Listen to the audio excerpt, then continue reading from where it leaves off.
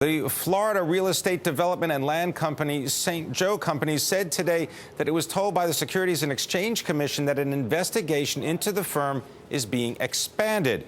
Now, St. Joe Chairman Bruce Berkowitz, whose Fair Home Capital Management owns about 30%, about 29% of St. Joe, he's under investigation. Now, Bloomberg News reporter John Gittlesohn joins us via telephone to give us more details. John, give us the context for this investigation. Back last October, David Einhorn, a noted value investor, said that he was shorting St. Joe because he thought that they had overvalued the company. They hadn't fairly written down developments where they'd spent hundreds of millions of dollars that were now crushed by Florida's land bust. So he got in a fight with Berkowitz, who was the biggest shareholder. Berkowitz ended up getting control of the company, ousting the previous CEO, and he became chairman. And so far, the stock has held up under Berkowitz.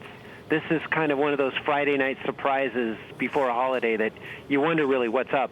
But it doesn't seem like good news anyway. So, John, is this a battle that just continues between Bruce Berkowitz and David Einhorn? Is this what this is about?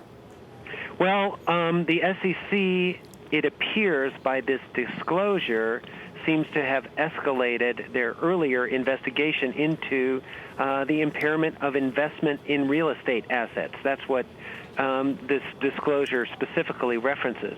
So that was what Einhorn criticized the company for. Now the SEC went from an informal investigation to what they're calling, or the company's calling, a quote-unquote private investigation. So I'm not even clear what a private investigation is, but it must be worse if they're releasing a statement on a Friday night. Is this typical that they would sort of release this kind of information on a Friday evening before a holiday weekend? Well, it's not. I don't know if St. Joe does this so much as it's sort of a classic method that many companies use to put out bad news when nobody's paying attention.